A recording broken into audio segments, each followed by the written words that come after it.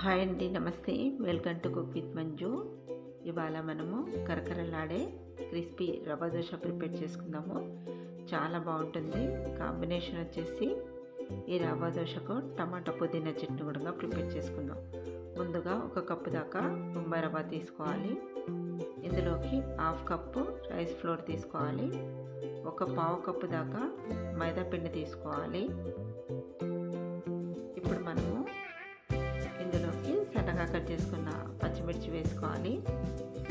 ఆ తర్వాత అల్లంని కూడా ఇలా సన్నగా కట్ చేసుకొని వేసుకోవాలి. నెక్స్ట్ సన్నగా కట్ చేసుకున్న ఉల్లిపాయ ముక్కలు వేసుకోవాలి.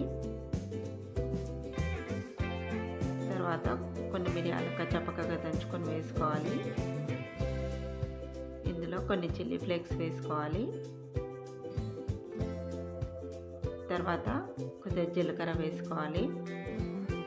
నెక్స్ట్ కొత్తిమీర కూడా సన్నగా కట్ చేసుకొని వేసుకోవాలి.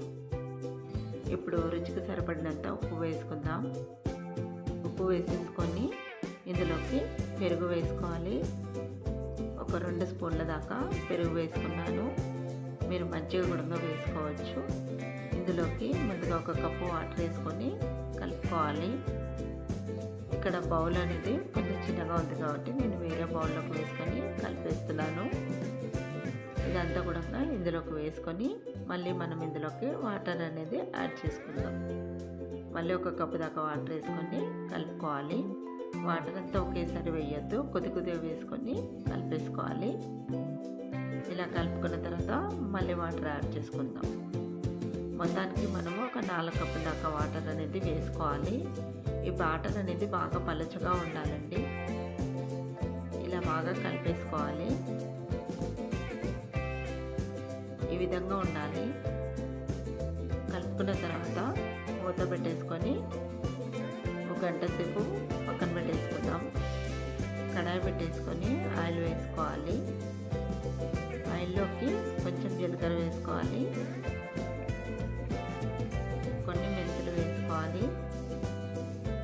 ఆ తర్వాత పచ్చిమిరపకాయలు ఇలా మధ్యలో కట్ చేసుకొని వేసుకోవాలి.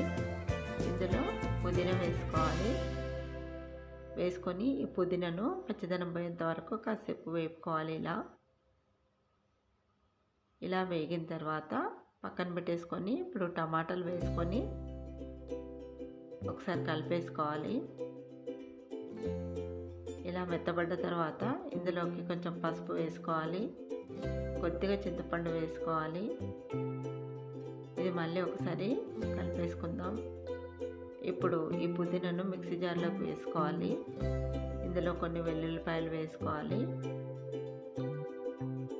వెల్లుల్లిపాయలు వేసేసుకున్న తర్వాత ఇలా మిక్సీ పట్టుకోవాలి. ఇప్పుడు మనం ఉడికించి పెట్టేసుకున్న టమాటా కూడా వేసుకోవాలి. ఇందులోకి రుచికి సరిపడినంత ఉప్పు వేసుకోవాలి.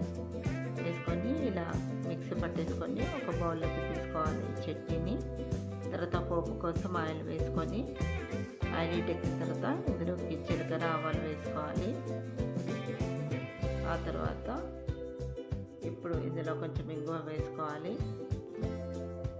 అలాగే ఒక 2 ఎండుమిర్చి కూడా కొంచెం కరివేపాకు కూడా వేసుకోవాలి. ఇలా పోపు రెడీ అయిన తర్వాత ఈ టమాటా చట్నీలో వేసేసుకొని కలిపేసుకోవాలి. ఇప్పుడు మనము రవ్వ దోశ బ్యాటర్ చూద్దాము. ఇక్కడ చూసారు కదా, వాటర్ అంతా ఇలా పైకి తేలి ఉంటుంది. మళ్ళీ ఒకసారి ఇలా బాగా కలుపుకోవాలి. ఈ విధంగా ఉండాలి, పలచగా ఉండాలన్నమాట. అప్పుడే మనకు కరకరలాడుతూ వస్తుంది. ఇప్పుడు పెన్నం హీట్ చేసుకొని ఒక టీ స్పూన్ దాకా ఆయిల్ వేసుకోవాలి.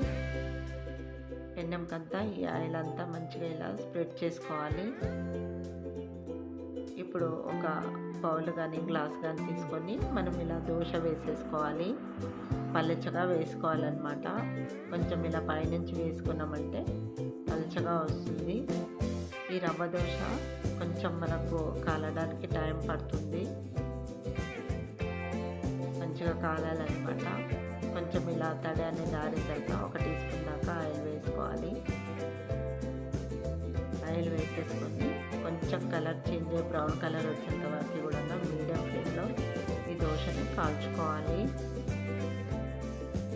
ఈ విధంగా కాలాలన్నమాట. ఇలా బ్రౌన్ కలర్ వచ్చిన తర్వాత అప్పుడు మనం దోశను తిరిగేసుకోవాలి.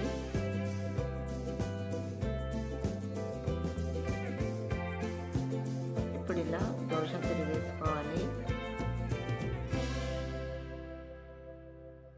తర్వాత మళ్ళీ ఇప్పుడు మనము 2 సైడ్స్ కూడా ఇలా దోశను కాల్ చేసుకొని తీసేసుకోవాలి.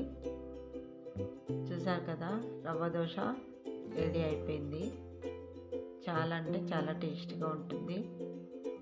ఈ టమాటా పుదీనా చట్నీతోటి సూపర్గా ఉంటుంది దోశ అయితేనంటే. ఇప్పుడు మనం ఇంకొక దోశ కూడా ప్రిపేర్ చేసుకుందాం. మళ్ళీ కొంచెం ఆయిల్ వేసుకొని ఇలా పెనంకి ఆయిల్ స్ప్రెడ్ చేసిన తర్వాత మళ్ళీ మనం దోశ వేసుకునేటప్పుడు కంపల్సరీగా ఇలా కలుపుకొని వేసుకోవాలి. రవ్వ అంతా అడుగులో ఉంటుంది బౌల్లో కాబట్టి కలిపేసుకొని వేసుకోవాలి.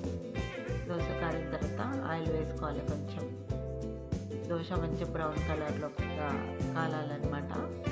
చుట్టూతో కూడా ఇలా తిప్పుకుంటూ పెనంని మంచిగా ఇలా కాల్చుకోవాలి. ఈ విధంగా బ్రౌన్ కలర్గా వచ్చిన తర్వాత తీసేసుకోవాలి. ఇప్పుడు ఈ దోశ కూడా రెడీ అయిపోయింది. దీన్ని కూడా మనం ప్లేట్లోకి తీసేసుకుందాం. చూసారు కదా, రవ్వ దోశ రెడీ అయిపోయింది. చాలా అంటే చాలా టేస్టీగా ఉంటుంది. పుదీనా చట్నీతో అయితే కాంబినేషన్ రుచి అదిరిపోతుందండి. చాలా కరకరలాడుతూ క్రిస్పీగా వచ్చింది దోశ అయితేనంటే. మరి మీకు ఈ రవ్వ దోశ రెసిపీ నచ్చింది అనుకుంటాను. నచ్చితే మీరు కూడా తప్పకుండా ట్రై చేయండి. చాలా అంటే చాలా బాగుంటుంది. హోటల్ కంటే మనమే మంచిగా చేసుకోవచ్చండి. చాలా క్రిస్పీగా వస్తుంది రవ్వ దోశ అయితేనంటే. మరి మీరు ట్రై చేసి ఎలా వచ్చిందో